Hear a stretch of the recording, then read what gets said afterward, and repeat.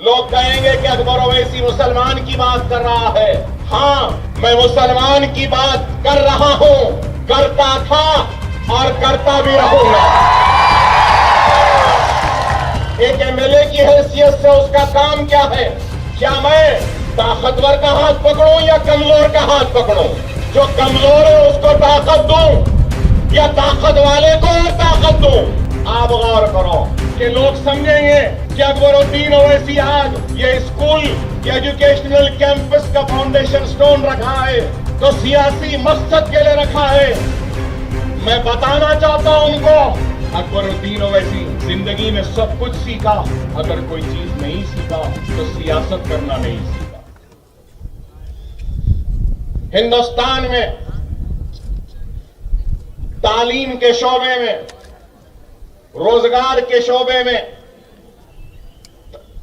तरक्याती सरगर्मियों को अगर देखते हैं और अगर अक़लियतों की आबादियों का जायजा लेते हैं तो सबसे पिछड़े हुए, सबसे पीछे, सबसे पसमानदा और सबसे आखिर में अगर कोई है तो वो मुसलमान है।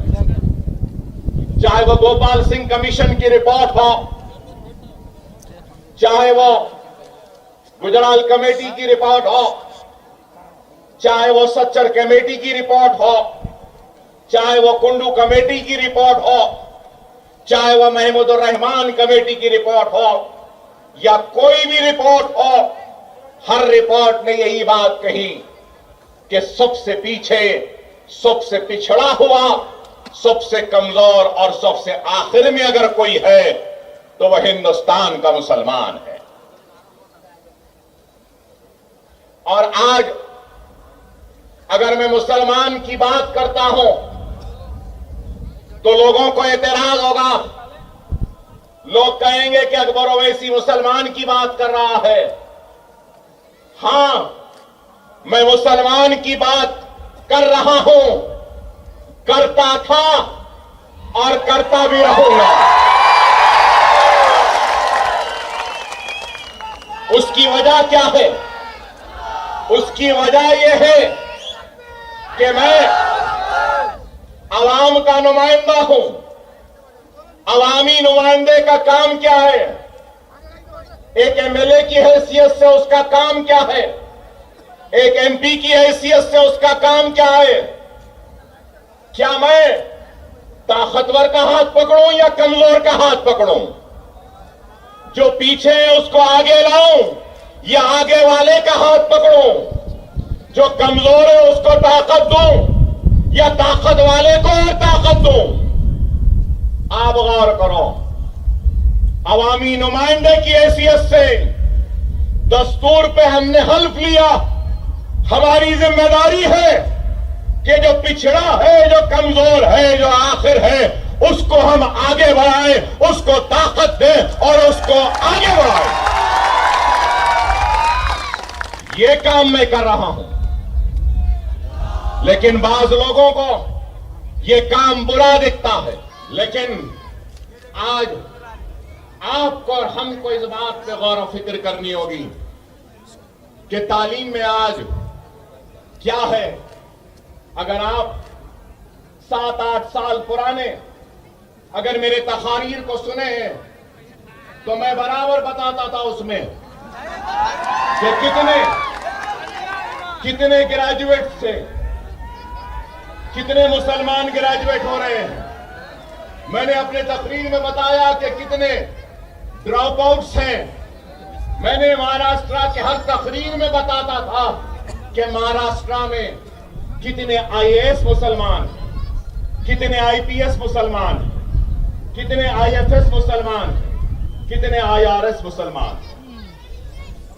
हालात बहुत खराब है। आज आपको और हमको इस बात पे गौर और फिक्र करनी होगी कि अगर हम हालात का मुकाबला करना चाहते हैं तो जज्बाती तकारीर, जज्बाती नारों या फिर चीखने या चिल्लाने से कुछ नहीं होगा। हम हालात का मुकाबला अगर कर सकते हैं तो याद रखो इल्म से कर सकते हैं, इल्म की दौलत से कर सकते हैं, इल्म की ताकत से कर सकते हैं। तो दूसरा, अगर हम इन हालात का मुकाबला कर सकते हैं तो सिर्फ और सिर्फ अपने इत्तेहाद के जरिए इन हालात का मुकाबला कर सकते हैं। अगर आज हम देखते हैं all India survey of higher education 2019 and 20 की रिपोर्ट को अगर हम देखते हैं तो टोटल मुस्लिम स्टूडेंट, जुमला मुसलमान बच्चे जो हायर एजुकेशन में सारे हिंदुस्तान में जिनका एनरोलमेंट हुआ है, उनका फीसद कितना है? 5.5%। ओनली 5.5%। और हमारी आबादी क्या है इस मुल्क में? हमारी आबादी क्या है? क्या आबादी के हिसाब से हमारा एनरोलमेंट है? नहीं है। और अगर हम टोटल स्टूडेंट हायर एजुकेशन में 2019 और 20 में महाराष्ट्र में जिनका एनरोलमेंट हुआ है, उनकी तादाद देखते हैं तो 42,65,472, 42,65,475 टोटल एनरोलमेंट हायर एजुकेशन में स्टूडेंट्स का। उसमें मुसलमानों का शेयर कितना है? गौर से सुनो मेरे भाई, मैं जानता हूं आप क्या सुनने आए हैं। आप जो सुनना चाहते हैं वो भी सुनाऊंगा, लेकिन पहले मैं जो सुनाना है सुनिए। पहले मैं सुना रहा हूं, सुन लो। 42,65,472 टोटल एनरोलमेंट में से मुसलमानों का एनरोलमेंट 1,66,228, 1,66,228। आप गौर करो, अगर हम टोटल एनरोलमेंट में मुसलमानों के एनरोलमेंट का अगर हम परसेंटेज निकालते हैं तो क्या परसेंटेज है हमारा? बताइए।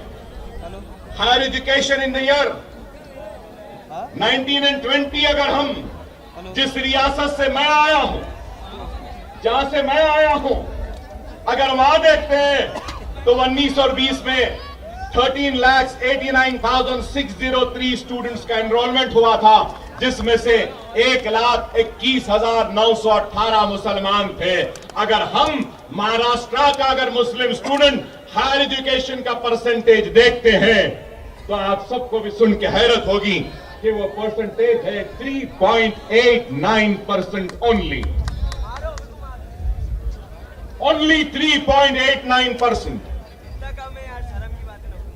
क्या बात है, हमारा एनरोलमेंट इतना कम है।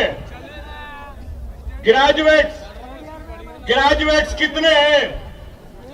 करीब सिर्फ 4% मुसलमान ग्रेजुएट होता है महाराष्ट्र में।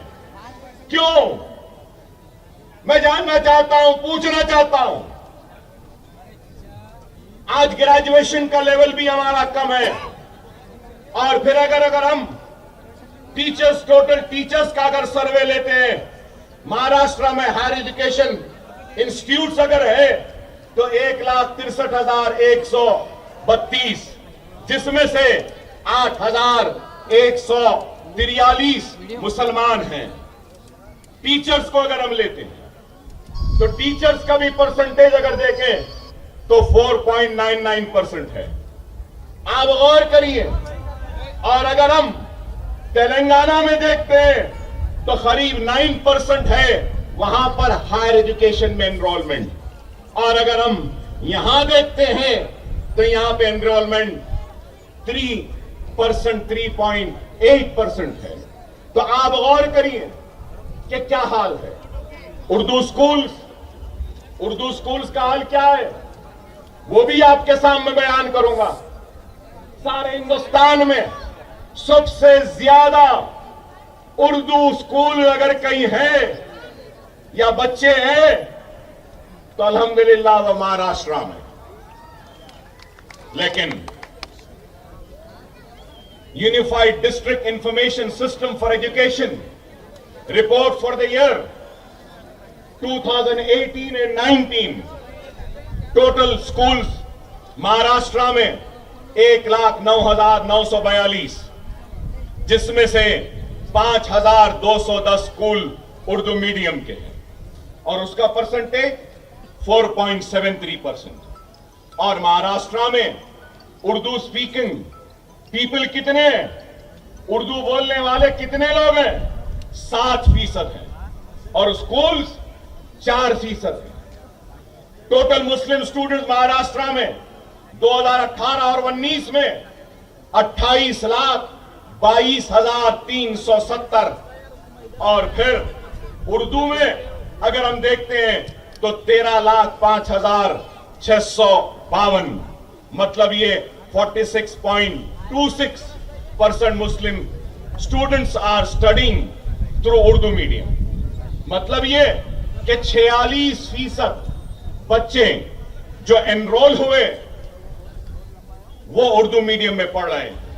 और अगर हम सबसे खतरनाक चीज जो ये देखने के बाद मेरे पास सामने आई है तो वो ये आई है कि जितने भी उर्दू स्कूल हैं उसमें 50% से भी कम स्कूल्स में फर्नीचर है और 23% ऐसे स्कूल हैं जहां पे कुछ फर्नीचर है। 90% स्कूल ऐसे हैं जहां पे कंप्यूटर लैब नहीं है, लाइब्रेरियन नहीं है। और फिर जब हम ड्रॉप आउट को देखते हैं तो हाई ड्रॉप आउट है। सबसे ज्यादा ड्रॉप आउट्स अगर कोई है महाराष्ट्र में तो वो मुसलमानों में है, अगर हम एससी और एसटी से अगर कंपेयर करते हैं। महाराष्ट्र में सबसे ज्यादा ड्रॉप आउट। और आपको ये भी बताऊं, औरंगाबाद में 2021 और 22 में 8,000 बच्चे 10th में इम्तिहान नहीं लिखे और ड्रॉप आउट हुए औरंगाबाद में। और अगर आपको यह भी बताऊं तो आपको सुनकर हैरत होगी, अगर 100 बच्चे स्कूल में दाखिला लेते हैं तो ग्रेजुएशन तक आने तक 100 घटकर सिर्फ 10 बच्चे हो जाते हैं। सिर्फ 10, मतलब एक stage by stage drop outs है। ग्रेजुएट में आते हैं अगर 3.5 साल या 5.5 साल की उम्र में एक बच्चे को स्कूल में दाखिला देते हैं आप, वो ग्रेजुएशन तक जाता है। तो ग्रेजुएशन को जाते जाते अगर 100 बच्चों को दिए तो ग्रेजुएशन तक आने तक सिर्फ 100 के बजाय 10 ही बच जाते। और फिर ग्रेजुएशन का लेवल कितना है? 4%। प्रोफेशनल कोर्सेस, डॉक्टर्स, इंजीनियर्स कितने? Less than 1%।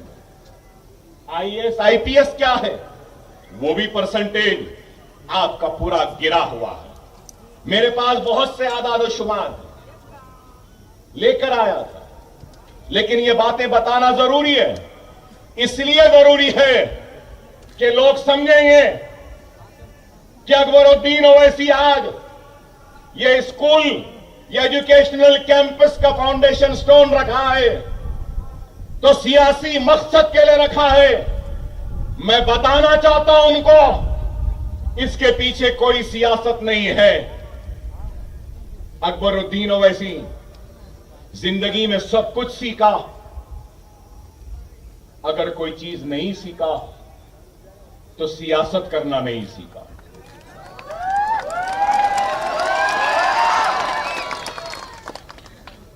नहीं आती, ना ही मैं कभी सियासतदान बनना चाहता था। मेरी कोई ख्वाहिश नहीं थी एमएलए बनने की और आज भी नहीं है, ना कल रहेगी। वो और होंगे जिनको एमएलए या एमपी बनने की ख्वाहिश है, मिनिस्टर बनने की ख्वाहिश है।